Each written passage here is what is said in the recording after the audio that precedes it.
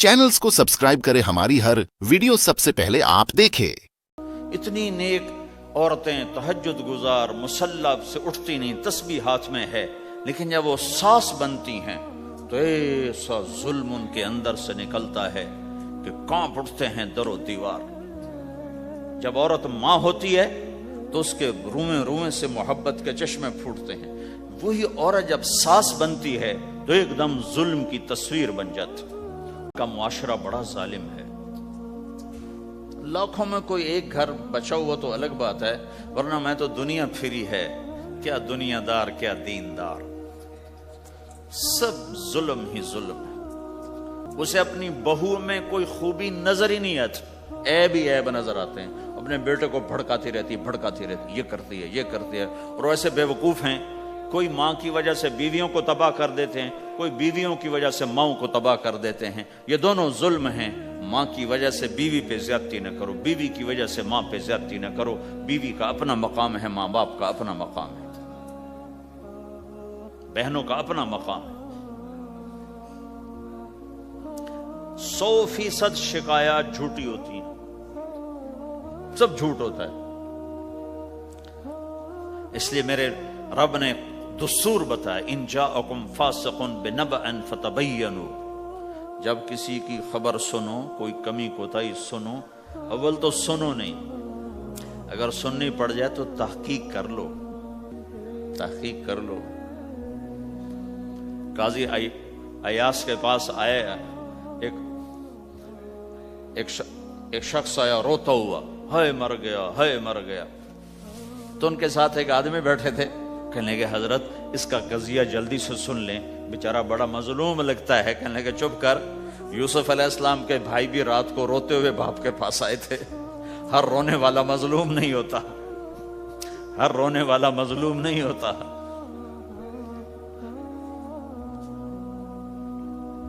अपने घरों की फिजा बनाओ, कमी सुनो ही नहीं।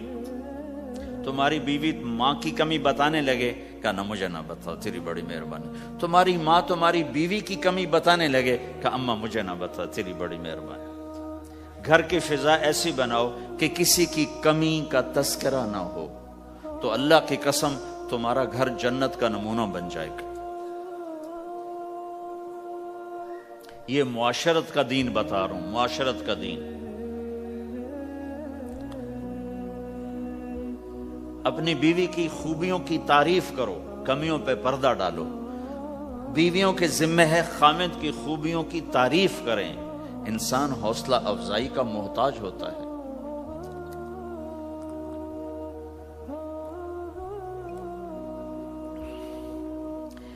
एक बुजुर्ग है अपने किसी मुरीद के घर, तो वहां उन्होंने खाना खाया, खाना उनको पसंद आया। कहने लगे अपनी बेगम को पर्दे में बुलाओ। तो उन्हें अपनी बेगम को पर्दे में बुलाया, कहा बेटी मैंने तेरा हाथ का खाना खाया, बहुत मजेदार था, अल्लाह तुम्हें जज़ाए खैर दे, तुमने बहुत अच्छा पकाया। तो वो ज़ारो कतार रोने लगी। तो उन्होंने पूछा बेटी क्या हुआ, मैंने तो कोई ऐसी बात नहीं की। कहा नहीं हजरत, आपकी बात पे रोना नहीं आया, रोना इस पर आया है कि 30 साल से मैं इस शख्स के साथ रह रही हूं, कभी एक दफा इसने मेरे हाथ के पके की तारीफ नहीं की।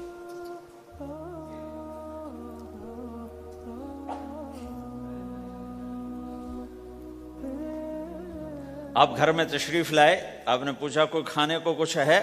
उम्मे सलमा रज़ियल्लाहु अन्हा का घर का, या रसूल अल्लाह आज तो कुछ नहीं, सिरका है। का वाह वाह वाह वाह, निअमल इदाम अल खल, सिरका तो बहुत अच्छा सालन है।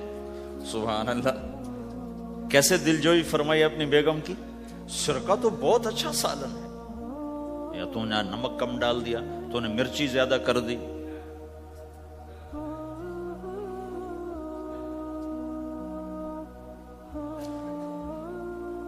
हम रामायण में पढ़ते थे ना, तो पकाना हमारे जिम्मे होता था, तो हमें पता कि पकाते हुए क्या गुजरती।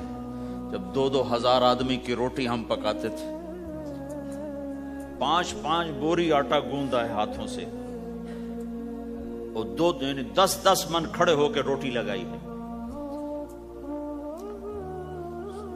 सख्त सर्दी में भी, सख्त गर्मी में भी। سردی میں جب رات کو آٹا گوندتے تھے ہم تو ہمارے ہاتھ ایسے اکڑ، تم تو سردی دیکھتے ہی نہیں ہو، ہاتھ ایسے اکڑ جاتے تھے، اور صبح 4 بجے اٹھ کے روٹی پکانا شروع کرتے تھے، 2000 آدمی کی روٹی پکانی ہوتی تھی۔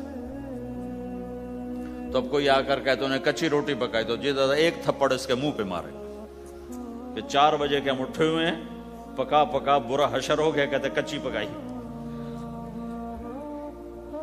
بھائی صبر کر کے چپ کر کے کھا جا۔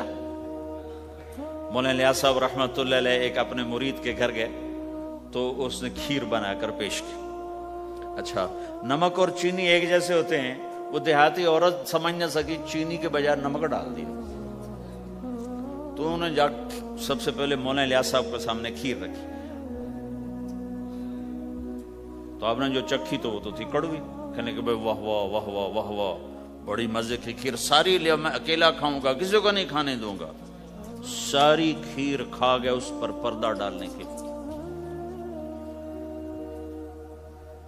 وہ تو جب انہوں نے کہا مولانا الیاس کا بچا ہوا تھوڑا سا میں جب چکھا تو کڑوا تھا، ہائے مر گئی، یہ تو سارا نمک ڈالا ہوا تھا۔ ایک دفعہ ہماری جماعت چنیوٹ میں تھی، تو ہمارے ساتھیوں نے چائے بنائی تو وہ اندھیرا سا تھا، تو چینی کے بجائے نمک ڈال دیا اور دسترخوان پہ لے آئے، سب پی رہے، واللہ میں آنکھوں سے دیکھا بتا رہا ہوں، مولانا الیاس کا تو سنا بتا رہا ہوں، کسی ایک نے نہیں کہا کہ یہ کڑوی ہے، چپ کر کے پی رہے، چپ کر کے پی رہے، کسی ایک نے نہیں کہا۔ باہر ایک دیہاتی کھڑا تھا، تو میں نے اس کا چاچا آتے نو چاہ پہ ماما، وہ آ گیا، اس نے پہلا گھونٹ بھرا، اوے تا کوڑی ہے، اس نے بانڈا پھوڑ دیا۔ پھر سارے ساتھی ہنس پڑے کہ چاچا ہم نے تو پردہ ڈالنے کی کوشش کی تھی خدمت والوں پر تو نہیں پردہ چاک کر دیا، بانڈا پھوڑ دیا۔ کیا خوبصورت تربیت۔ 8 سال ہم نے دیگیں پکائی ہیں اور روٹیاں پکائی ہیں رامین میں پڑھتے ہوئے، تو پکانے والا کتنا کھپتا ہے۔ مفتی زین العابدین صاحب رحمۃ اللہ علیہ ہمارے بزرگ تھے، بڑے نفیس، تو وہ روٹی بڑی نفیس کھاتے تھے، تو ان کے لیے مجھے فرمایا اس روٹی تو بنا۔ اب میں ڈر رہا تھا کہ پتہ نہیں مفتی صاحب کو پسند نہ آئی تو کیا بنے گا۔ حوصلہ افزائی کتنی ضروری چیز۔ اب وہ میں روٹی ناشتے میں لا کے رکھی، اور اللہ کا فضل، اب تو خیر بھول بھلائیاں ہو گیا، ورنہ بہت نفیس روٹی میں بناتا تھا۔ ایک دفعہ میں گھر میں تھا تو رمضان کا مہینہ تھا، تو کسی کی آنکھ نہیں کھلی، گرمیوں کا رمضان، تو میری آنکھ کھل گئی، تو سب سوئے پڑے، نوکر بھی گھر والے بھی، تو میں نے کسی کو نہیں اٹھایا، چپ کر کے جا کے پرات اٹھائی اور روٹیاں پکانی شروع کر دی۔ جب ساری روٹیاں پک گئیں، آخری پیڑا میرے ہاتھ میں تھا، تو میری بڑی بہن کی آنکھ کھل گئی، اس نے دیکھا تو میں روٹیاں پکا رہا، کو تیرا بھلا ہو جاوے، ایک ہی کیتا۔ میں کہا روز تم پکاتی ہو، آج میں پکا کے دے رہا ہوں، اس میں کیا ہے۔ تو میں نے روٹی پیش کی نا، تو مفتی صاحب نے 1-2 لقمے کھائے، تو میں وہ کھڑا سے کانپ رہا، پتہ نہیں اب کیا ہوتا، کس نے پکائی ہے؟ میں نے کہا جی میں نے پکائی، ماشاءاللہ بہت اچھی پکائی۔ تو میرا دل اتنا بڑا ہو گیا۔ حوصلہ افزائی کرنا، برائیوں کو، ہماری معاشرت کیا ہے، 100 خوبیوں میں سے ایک کمی کو نکال کے پکڑ لینا اور 100 پہ کاٹا۔ 100 نظر نہیں آتی، ایک کمی کو پکڑ کے اسے اچھال رہے اچھال رہے اچھال رہے اچھال رہے اچھال رہے۔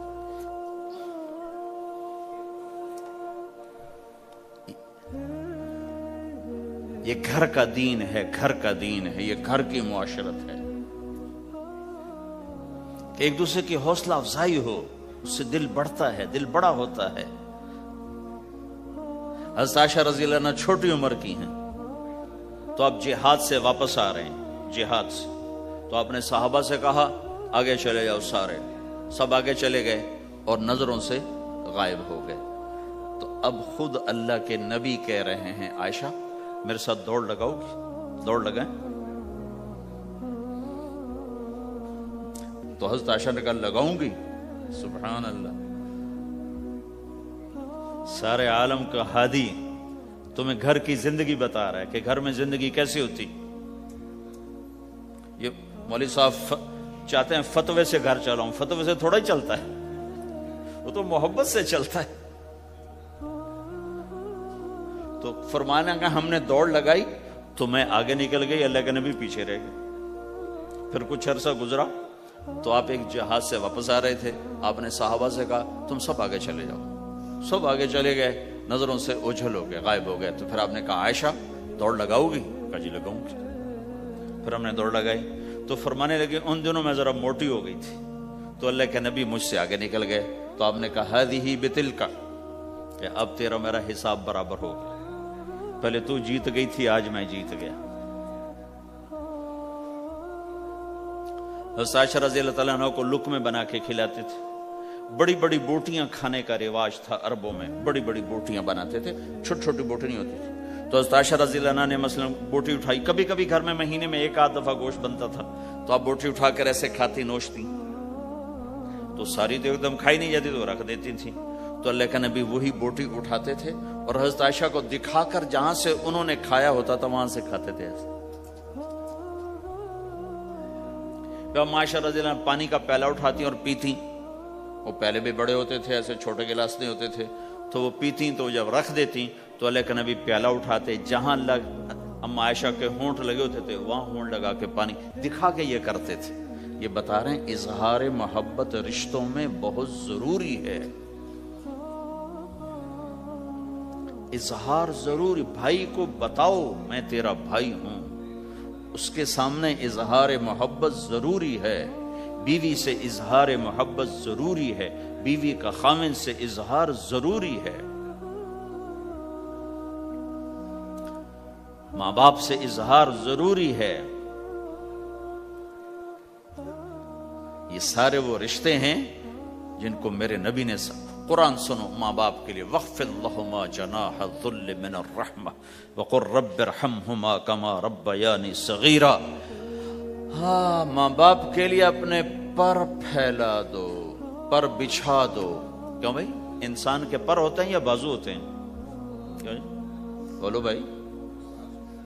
باجو، تمہاری گجراتی میں بولو نا، باجو. باجو ہوتے ہیں نا، پر تو نہیں ہوتے نا. لیکن اللہ کہہ رہا پر بچھا دو، اپنے ماں باپ کے لیے پر بچھا دو. پر بچھانے کا کیا مطلب؟ میں بتایا کرتا ہوں کہ اس آیت کو کسی تفسیر سے میں نہیں سمجھا، نہ کوئی تفسیر والا یہ تفسیر کی طرف جائے گا. یہ جو میرا کالج کا ایک دور ہے، ایک تبلیغ کا دور ہے.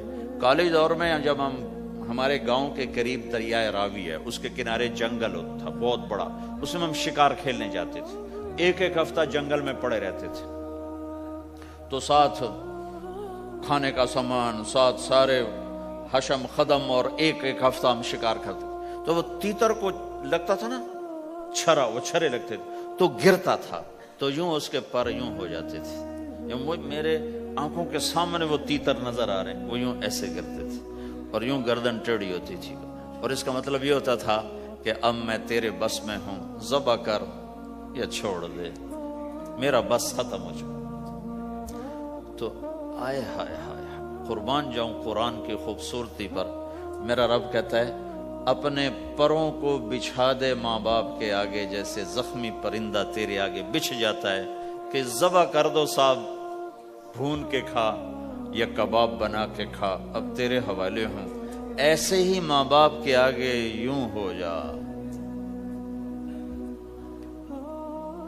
کیا خوبصورت تعبیر کی ہے. لا تقل لهما اف، اون بھی نہ کر. آپ نے فرمایا کاش میرے والدین ہوتے. تمنا کی. 2 مہینے کے تھے ماں کے پیٹ میں تو باپ کا انتقال ہو گیا، یا اور نہیں تو میری ماں تو ہوتی، میری ماں تو ہوتی.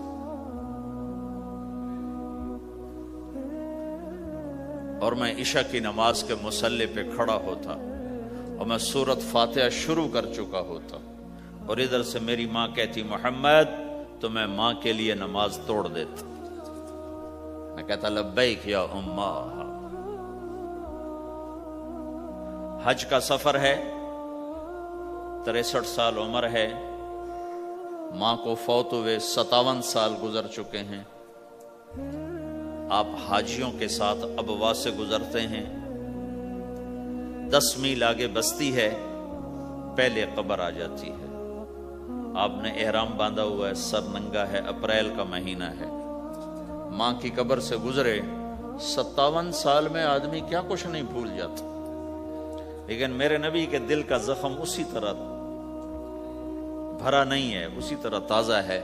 آپ اونٹنی سے اتر گئے اور ماں کی قبر کے سرانے آ کے یوں بیٹھے، گھٹنے اٹھائے اور ہاتھ یہاں رکھے اور سر دیا گھٹنوں میں ایسے، اور یوں سر نیچے کر کے جو روئے ہیں جیسے چھوٹے بچے روتے ہیں۔ آپ نے دیکھا چھوٹے بچے گھروں میں ایسے روتے ہیں، ایسے ہم بھی بہت روئے اس طرح منہ گھٹنوں میں دے کر، تو میرے نبی گھٹنوں میں منہ دے کر جوں روئے جوں روئے جوں روئے، کئی گھنٹے روتے رہے۔ سن 2000 میں حضرت آمنہ کی قبر کی زیارت کے لیے پہنچا، ڈھونڈتے ڈھونڈتے اللہ نے پہنچایا، ایک رہبر کو ساتھ لیا، وہ پہاڑوں کے اندر وہ قبر ہے، تو وہ اندر ہمیں لے گیا۔ راستہ کوئی نہیں تھا، جس کو پتا ہو وہ پہنچا سکتا ہے، ویسے کوئی نہیں جا سکتا۔ کالے پہاڑ، چھوٹے چھوٹے، کانٹے دار جھاڑیاں، ایک پہاڑی ہوگی اتنی اونچی جتنی آپ کی چھت ہے، اس کے اوپر باقی پہاڑ تو ایسے تھے، نوک نکلی ہوئی، وہ اوپر فلیٹ تھا، کوئی 10 بائی 10 تقریباً۔ وہاں میرے نبی کی ماں آرام کر رہی تھی، تو میں نے چاروں طرف دیکھا تو 2000 یعنی صرف 12 سال پہلے جنگل، ویرانہ، وحشت، 1400 سال پہلے یہاں کیا ہوگا۔ میں اللہ کی بے نیازی سے کانپ رہا تھا کہ میرے رب، جس کی خاطر تو نے کائنات بنائی، یہاں اس جنگل میں اس پہ اتنا امتحان ڈالا، وہ بھی 6 سال کی عمر میں، باپ دیکھا نہیں، بہن کوئی نہیں، بھائی کوئی نہیں، خالہ کوئی نہیں، کوئی ساتھی کوئی نہیں۔ 3 دن بعد یہ موت آتی تو مکے میں آتی تو کئی سینے سے لگاتے، 3 دن پہلے یہ موت آتی تو مدینے میں آتی، کئی سینے سے لگاتے، مدینے سے بھی نکالا اور مکے سے بھی دور کیا، اور جنگل کے اندر صرف 25 سال کی عمر میں اما آمنہ رضی اللہ تعالیٰ عنہ پہ موت نے وار کیا، اور اللہ کے نبی گھبرا گئے۔ 6 سال کے بچے کو سمجھ میں نہیں آ رہا کہ یہ کیا ہو رہا ہے۔ حضرت آمنہ بول نہیں پا رہے، مجھے لگتا ہے غالباً ہارٹ اٹیک ہوا ہوگا۔ 3 افراد، والدہ، خادمہ ام ایمن اور میرے نبی، اور حضرت آمنہ یوں تڑپ رہی تھی، ایسے پہلو بدل رہی تھی، تڑپ رہی تھی، اور آپ سہمے ہوئے بیٹھے تھے اور سمجھ میں نہیں آ رہا تھا ہوا کیا ہے۔ پھر حضرت آمنہ نے آخر میں اپنے آپ کو، ہارٹ اٹیک میں بولا نہیں جاتا، مجھے ہوا تھا تو مجھے پتا ہے بولا نہیں جاتا، آخر بجھتی شمع بھڑکی کا بیٹا، ہر زندہ نے مرنا ہے، ہر جوانی نے ڈھلنا ہے، لگتا ہے میرے جانے کا وقت آ چکا ہے، ولد تو طہرن، تو ایسا پاک ہے کہ تیرے ذریعے سے سارا عالم پاک ہوگا۔ اور شمع بجھی اور چھوٹا سا معصوم بچہ ماں کے سینے پر سر رکھ کے جو رویا ہے، کاش تم اس جگہ پہ ہوتے، اس خوبصورت ملک میں، تم ابوا کو کیسے جانو، اور میں تمہیں کیسے بتاؤں۔ میں ہزاروں دفعہ یہ قصہ سنا چکا ہوں، مجھے ہر دفعہ رونا آتا ہے کہ میں وہاں اپنے آپ کو محسوس کرتا ہوں کہ ہائے، یہاں اس جگہ اتنا بڑا امتحان، اور صرف 6 برس کا، کون وہاں قبر بنانے آیا؟ کوئی گزرے ہوں گے، ویسے تو کسی کے بس میں نہیں وہاں قبر بنانا۔ جب پہاڑ سے نیچے اترے تو ہمارے نبی پھر بھاگے۔ جب ام ایمن اوپر پہنچی ہیں تو کیا منظر تھا کہ ابوا کے پہاڑ بھی روئے اور زمین آسمان بھی روئے، اور ہر پتھر رویا کہ 6 سال کا معصوم بچہ 2 جہان کا سردار ہے، جنت کا چابی بردار ہے، اللہ کا جھنڈا ان کے ہاتھ میں ہوگا، شفاعت ان کی کہ طفیل حساب ہوگا، ان کی شفاعت کے ساتھ پل پار ہوگا، ان کے صدقے جنت کا دروازہ کھلے گا، ان کے صدقے جنت میں داخلہ ہوگا، ان کے صدقے گناہوں کی معافی ہوگی۔ اور اتنی بڑی ہستی والضحیٰ واللیل اذا سجا کا ٹائٹل لینے والا، وما ارسلناک الا کافۃ للناس بشیرا ونذیرا کا ٹائٹل لینے والا، 6 سال کا بچہ، مجھے دیکھو ماں کی قبر کو سینے سے لگایا ہوا تھا اور اس کے اوپر لیٹے ہوئے تھے۔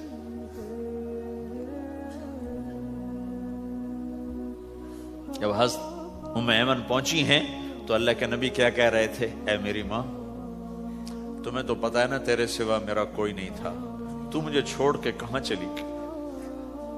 تیرے بغیر کہاں جاؤں گا؟ میرا کون ہے اب تیرے سوا؟ ام ایمن نے اٹھایا کہ مجھے چھوڑ دو، میں کہیں نہیں جاؤں گا، میں اپنی ماں کے سوا کہیں نہیں جاؤں گا۔ کھینچ کے اٹھایا، نیچے لائیں، اونٹنی پہ بٹھایا، 3 راتیں مسلسل روتے روتے یہ سفر ہوا۔ ہائے ہائے، کوئی آنسوں آگے کوئی خالہ نہیں بیٹھی، باپ بھی نہیں بیٹھا ہوا، بھائی بھی کوئی نہیں، بہن بھی کوئی نہیں ہے، کوئی نہیں جس کے گود میں سر رکھ کے اب یہ بچہ سوئے گا۔ تنہائیوں کے ساتھ اب بسیرا ہے۔ تو میرے نبی کا کھانا پینا چھوٹ گیا، کچھ نہیں کھاتے تھے سارا دن، زمزم کے پانی کے چند گھونٹ پیتے تھے اور تنہا بیٹھے رہتے تھے۔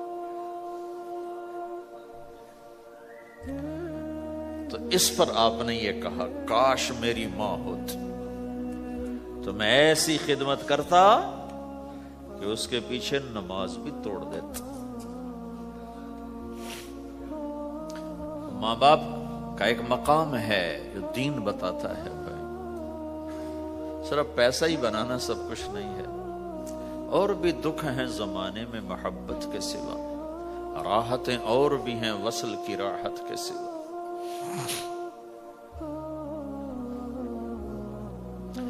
ماں باپ کا ایک مقام ہے، ان کو مقام دو، لیکن ماں کی وجہ سے بیوی پہ ظلم نہ کرو، بیوی کے عشق میں ماں پہ زیادتی نہ کرو۔ یہ گھر کی معاشرت ہے، یہ گھر کی زندگی ہے۔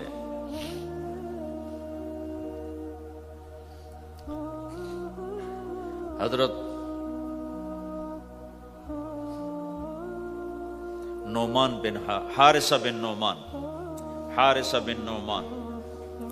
2 صحابہ کے بارے میں آتا ہے کہ جیسی انہوں نے ماں کی خدمت کی اور کسی نے نہیں کی، ایک حضرت عثمان، ایک حارثہ بن نعمان۔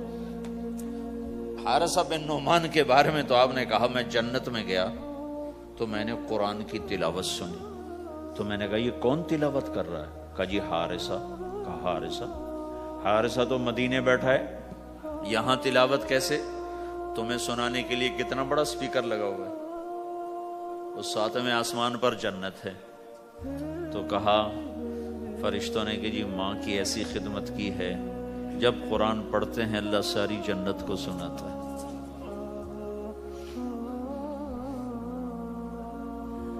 تو جن کے والدین یہاں ساتھ ہیں وہ انہیں غنیمت جانو، ان کی خدمت کرو۔ لیکن میں بار بار اس لیے بتا رہا ہوں کہ یہ پہلو میں بہت کمی زیادتی ہے کہ ماں باپ یا ماں کی وجہ سے بیوی پہ زیادتی نہ کرو، چونکہ ساس کو میں نے رحم دل نہیں دیکھا، چاہے وہ تہجد گزار ہو، چاہے وہ روزے دار ہو، چاہے وہ حج عمرے کرتی ہو، چاہے سارا دن تسبیح اس کے ہاتھ میں ہو، میں نے کسی ساس کو رحم دل نہیں دیکھا، چونکہ یہ اخلاق سیکھے ہی نہیں ہے، سکھائے ہی نہیں ہے کسی کو۔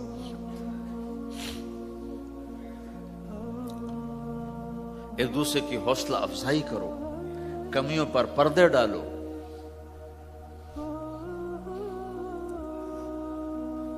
اپنے گھروں میں تم پرائے دیس میں اولاد کو وقت دو، اولاد کو ٹائم دو۔ دین سکھانے کے لیے سب سے پہلا مدرسہ ماں باپ ہیں، تربیت کی پہلی جو مجلس ہے وہ ماں باپ ہیں۔ اگر ماں باپ ٹائم دیتے رہیں گے تو اولاد کے اندر دین آئے گا، اگر ماں باپ نے ٹائم نہ دیا دو جہان کے سردار ہیں، اپنے بچوں سے کیسے گھل ملے ہوئے ہیں. آپ حسن حسین دونوں کو کھڑا کرتے. جعفر رضی اللہ عنہ جوانی میں شہید ہو گئے تھے، ان کے 3 بیٹے عبداللہ اور محمد، ان کو کھڑا کرتے. پھر خود ایسے بیٹھ جاتے. ہاں بھائی، جو مجھے پکڑے گا اس کو انعام ملے گا. سب سے پہلے جو مجھے ہاتھ لگائے گا اس کو انعام ملے گا. تو 5 بچے دوڑ لگاتے. کوئی سر پہ چڑھتا، کوئی گود میں، کوئی کمر پہ، اور کوئی کہتا میں نے پہلے ہاتھ لگایا، میں نے پہلے ہاتھ لگایا ہے. یہ 2 جہان کے سردار اپنے بچوں کے ساتھ تمہیں زندگی سکھا رہے ہیں.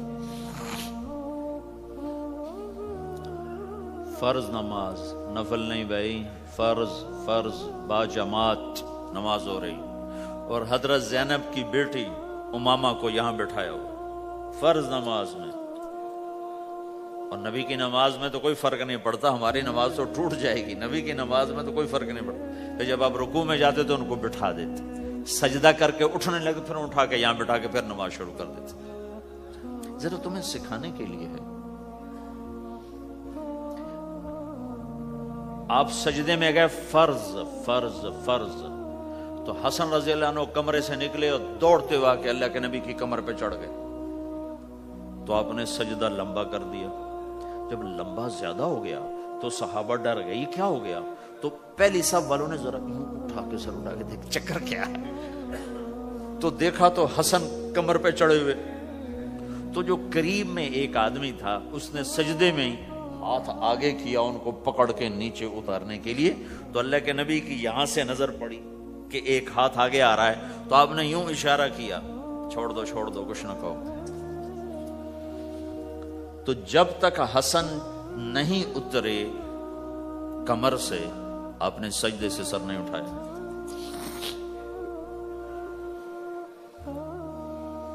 میرے نبی نے کہا اکرموا اولادکم، اپنی اولاد کو عزت دو ورنہ یہ باغی ہو جائیں گے.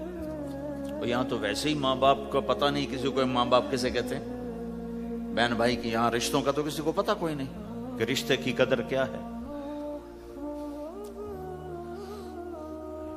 بھائی آپس میں دنیا پہ نہ لڑو، چھوڑ دو، لڑو نہیں کہ بھائی لے جا. کسی کا حق کسی نے کھا لیا ہے تو ضائع نہیں ہوگا، ملے گا واپس. صرف یہیں تو پاناما ہی تو زندگی نہیں، آگے بھی تو آ رہی. میرے نبی نے ایک عجب اصول بتایا. آپ نے مدینے والوں سے فرمایا میرے بعد تمہیں تمہارا حق نہیں ملے گا، تم کیا کرو گے؟ انہوں نے کہا جی ہم تلوار اٹھائیں گے، اپنا حق وصول کریں گے. تو آپ نے فرمایا میں تمہیں اس سے بہتر بات بتاؤں، اس سے بہتر بتاؤں؟ کہا جی کیا؟ کہ تم حق چھوڑ دینا، اس کے لیے لڑنا نہیں. ہم مانگو نہیں ملتا، لڑنا نہیں، چھوڑ دینا، لڑائی سے بچنا، چھوڑ دینا. اور قیامت کے دن حوض کوثر پہ مجھ سے آ کے ملاقات کر لینا، میں اللہ سے سارے پورے کروا کے دے دوں گا.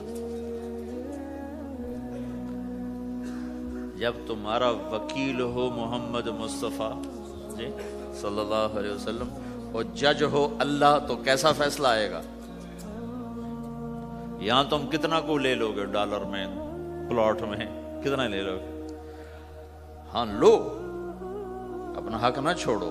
لیکن اگر لڑائی ہو رہی ہے تو پھر چھوڑ دو، چلو لے جاؤ، میں رشتہ قربان نہیں کروں گا، چیز قربان کر دوں گا. اللہ تمہاری نسلوں کو یہاں بھی نحال کرے گا. آگے انتظار کرو، اللہ کے نبی حوض کوثر پہ تمہارے انتظار میں ہے. آ جاؤ، جن کے حق مارے گئے آ جاؤ، آج میں اللہ سے لے کر دیتا ہوں. اور آخری بات کرتا ہوں، بات ختم کرتا ہوں. ان ساری گھر کی زندگی، بازار کی زندگی، میاں بیوی کی زندگی، ماں باپ کے ساتھ، بیوی کے ساتھ، بیوی کا خامند کے ساتھ، بھائی کا بھائی کے ساتھ، بہن کا بھائی کے ساتھ، ان سارے رشتوں میں اور آپ کا آپس میں آپ مختلف لوگ بیٹھے ہوئے ہو، آپ سب کا آپس میں یہ سب کچھ قائم ہو جائے جو میں کہنے کی کوشش کر رہا ہوں. آخری ایک بات کہتا ہوں. اللہ کے نبی نے فرمایا معاذ تمہیں سارے دین کا خلاصہ بتاؤں؟ افلا انبئک بملاک ھذا کلہ، معاذ میں تمہیں سارے دین کا خلاصہ بتاؤں؟ میں پھر کہتا ہوں معاذ میں تمہیں سارے دین کا خلاصہ بتاؤں؟ دین کا خلاصہ. انہوں نے کہا جی کیا ہے؟ یہ کب کی بات ہے؟ آپ تبوک کے سفر سے واپس آ رہے ہیں اور معاذ رضی اللہ عنہ پوچھتے ہیں یا رسول اللہ جنت میں جانے کا راستہ تو بتائیں. تو آپ فرماتے ہیں نماز قائم کر، زکوٰۃ دے، روزے رکھ. روزہ ڈھال ہے، صدقہ گناہوں کو مٹاتا ہے، رات کا قیام اللہ تعالیٰ کی بارگاہ میں اللہ کی رضا کی خاطر جنت کے دروازے کھلواتا ہے. ایک لمبی نصیحت ہے، پورا دین اس میں سمجھاتے ہیں. پھر آپ نے آخر میں کہا معاذ اب میں تمہیں سارے دین کا خلاصہ بتاؤں؟ تو انہوں نے کہا جی وہ کیا ہے؟ تو مجھے دیکھو سارے. تو آپ نے یوں کیا،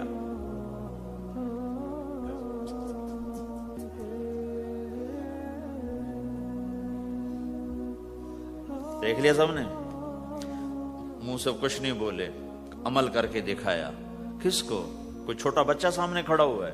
کون کھڑا ہے؟ معاذ. معاذ کون ہے؟ آپ نے کہا قیامت کے دن میری امت کے علماء کا جھنڈا معاذ کے ہاتھ میں ہوگا. اس کو یوں سمجھا جیسے چھوٹے بچے کو سمجھاتے ہیں. معاذ زبان پہ قابو رکھنا، زبان پہ قابو رکھنا، زبان پہ قابو رکھنا تو سارا دین تیرا محفوظ. اگر زبان قابو میں ہے بیوی کی، خاوند کی، ماں کی، باپ کی، بھائی کی، بہن کی، پڑوسی کی، پارٹنر کی، ساتھی کی، پورا دین محفوظ ہو جائے گا، گھر جنت بن جائے گا.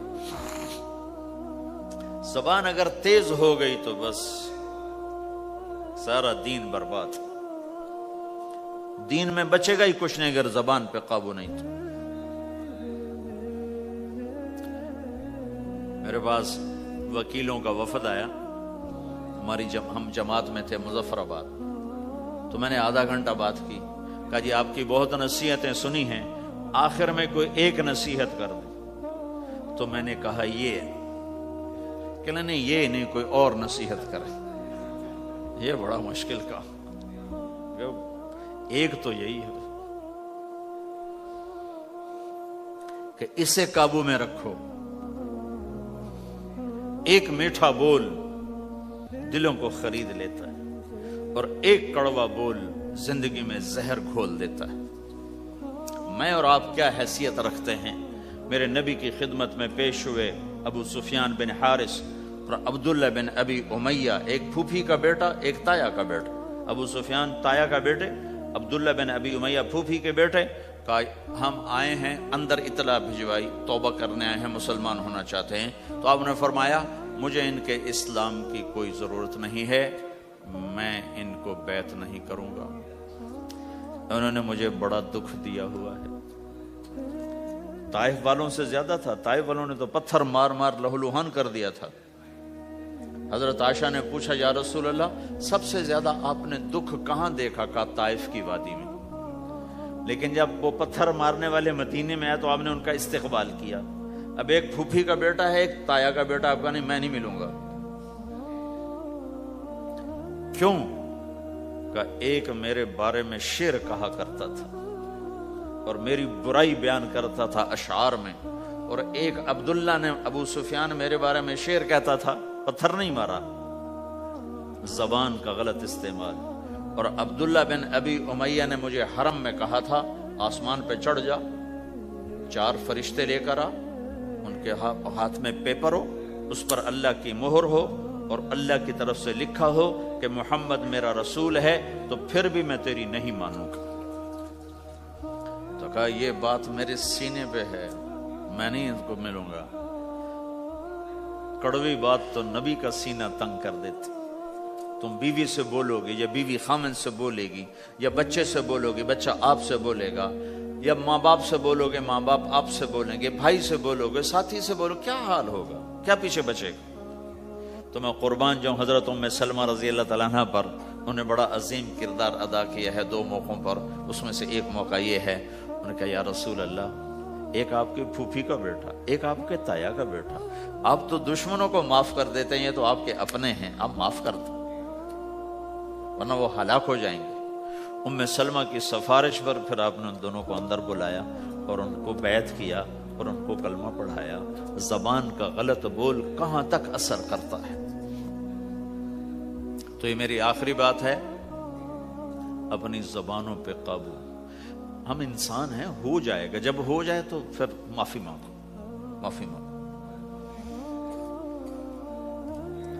نکاح ہے, جب ہو جائے معافی مانگو. میٹھے بول کے عادی بناؤ کہ کسی کے ساتھ میٹھا بول دینا بھی صدقہ ہے.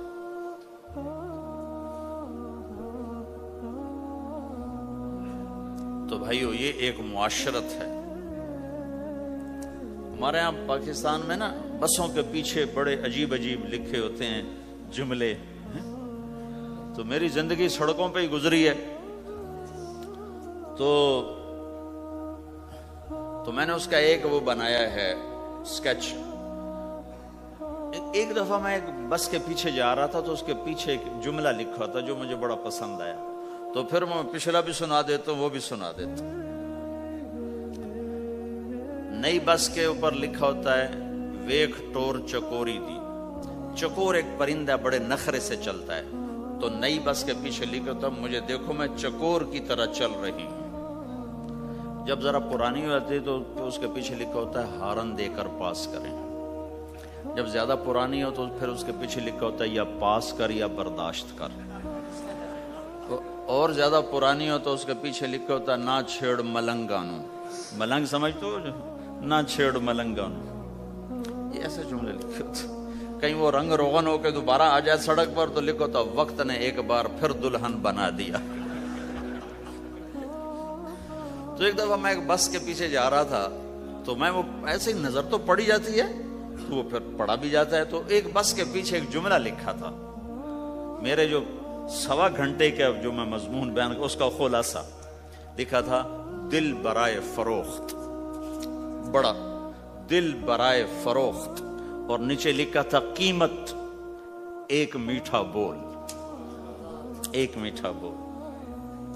ایک بول سے بیوی کا دل خرید لو, ایک بول سے بیوی خامند کا دل خرید لے, ایک بول سے بہو ساس کا دل خرید لے, ایک بول سے ساس بہو کا دل خرید لے, ایک بول سے بھائی بھائی کا دل خرید لے, ایک بول سے ماں باپ اولاد کا دل خرید لے, ایک بول سے اولاد ماں باپ کا دل خرید لے, ایک بول سے تم دشمن کا دل خرید لو. یہ زبان کا میٹھا بول ہے. یہ کرو گے تو اللہ تمہیں چمکائے گا. تو بھائیو یہ بھی دین ہے, اور بہت بڑا دین ہے. اور دکھ درد کی بات یہ ہے نہ یہ بتایا جاتا ہے نہ یہ سکھایا جاتا. زیادہ زور عبادات پر ہی ہے.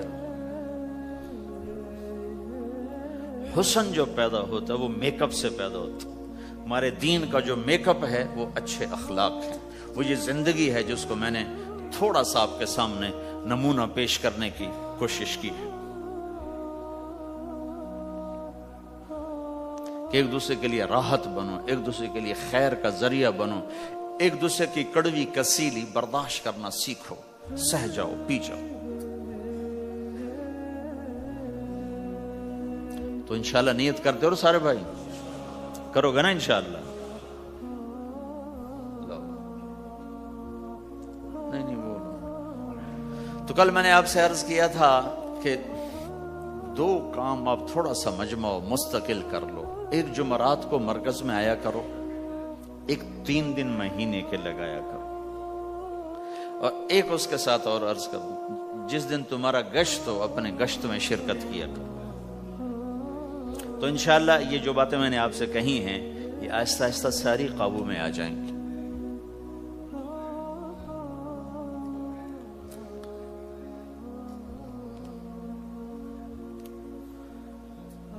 صالحہ بنت محمد الیاس, اچھا احمد اسماعیل, یہ ہے. مہر کتنا ہے؟ $1700 نقد.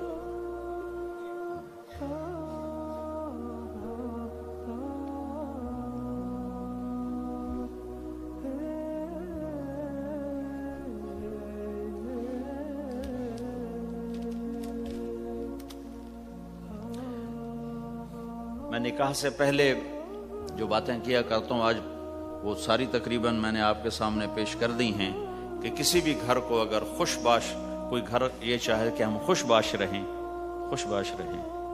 تو ایک دوسرے کی برائیاں دیکھنا چھوڑ دے، ایک دوسرے کی کمیاں پکڑنا چھوڑ دے، ایک دوسرے کو تانا دینا چھوڑ دے، ایک دوسرے کے عیب چھپائیں، اپنے گھروں میں غیبت نہ کریں، کسی کی برائی نہ کریں، اپنے بچوں کو بھی اس کا عادی بنائیں، نہ کسی کی کریں نہ کسی کی سنیں۔ میں نے اپنی زندگی میں بہت کم لوگ دیکھے ہیں جو اس چیز پہ عمل کرتے ہیں۔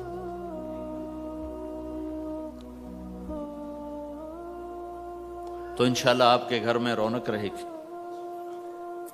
جی بھائی تم ہو احمد؟ اچھا،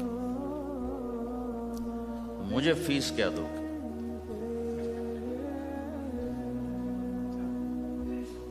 کیا کرتے ہو؟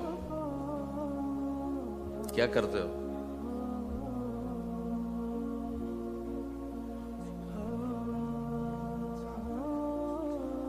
چار مہینے لگاؤ گے تبلیغ میں؟ یہی فیس ہے میری، 4 مہینے تبلیغ میں لگا۔ اعوذ باللہ من الشیطان الرجیم، بسم اللہ الرحمن الرحیم۔ یا ایھا الناس انا خلقناکم من ذکر وانثی وجعلناکم شعوبا وقبائل لتعارفوا ان اکرمکم عند اللہ اتقاکم، وقال النبی صلی اللہ علیہ وسلم اعظم النکاح برکۃ ایسرہ معونہ او کما قال۔ جی بھائی، صالحہ بنت محمد الیاس کو 1700 امریکی ڈالر مہر معجل کے عوض تمہارے نکاح میں دیا، قبول کیا؟ اللہ جزائے خیر عطا۔ درود شریف پڑھو بھائی۔ اللہم لک الحمد کما انت اہلہ فصل علی محمد کما انت اہلہ وفعل بنا ما انت اہلہ انک اہل التقوی و اہل المغفرہ۔ ربنا آتنا فی الدنیا حسنہ وفي الآخرة حسنة وقنا عذاب النار۔ اللهم إنا نسألك الهدى والتقى والعفاف والغنى۔ یا اللہ، یہ چھوٹا سا مجمع تیرے ماننے والوں کا، تیرے حبیب کی امت کا دور دراز دیس میں ہے، یا اللہ ان کی نسلوں کی حفاظت فرما، انہیں ضائع ہونے سے بچا، گم ہو جانے سے بچا، باہر کے گندے ماحول سے حفاظت فرما، باہر کی غلاظت سے محفوظ فرما، اچھا مسلمان بنا، اچھا شہری بنا، ہر روپ میں خوبصورت انسانیت کا پیکر بنا، ہر روپ میں یا اللہ عالی اخلاق والا بنا۔ یا اللہ ہم سب سے راضی ہو جا اور پوری امت سے راضی ہو جا۔ جن گناہوں کی وجہ سے تو ناراض ہوا اور امت کا سفینہ ڈوبا، وہ گناہ معاف کر دے، معاف کر دے، معاف کر دے۔ اے اللہ پوری انسانیت کو ایمان کے نور سے روشن فرما دے۔ یا اللہ پوری دنیا کے بسنے والوں کو اپنا تعلق عطا فرما دے۔ یا اللہ کلمہ پڑھنے والوں کو اپنی رضا والی زندگی عطا فرما دے۔ یا اللہ تو ہمارا مالک ہے، ہم تیرے بندے ہیں، تو نے سمجھایا ہم کوئی نہ سمجھے، تو نے روکا ہم کوئی نہ روکے۔ یا اللہ، یا اللہ آج تیری بارگاہ میں توبہ کرتے ہیں، ہماری توبہ قبول فرما لے، قبول فرما لے۔ یا اللہ تیرے ہی فضل سے یہ مسجدیں بنی، تیرے ہی فضل سے یہ آباد ہوئیں۔ یا اللہ تو یا اللہ ہم سے راضی ہو جا، ہم تیرے غصے کو سہ نہیں سکتے، برداشت نہیں کر سکتے۔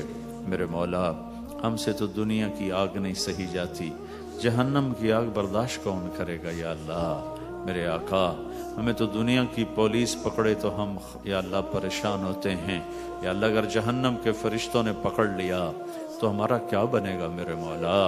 یا اللہ جب تو میدان معاشر میں یہ صدا لگائے گا وَامْتَازُوا الْيَوْمَ أَيُّهَا الْمُجْرِمُونَ، آج مجرموں کو الگ کر دو، یا اللہ ہمیں مجرموں میں دھکا نہ دے دینا۔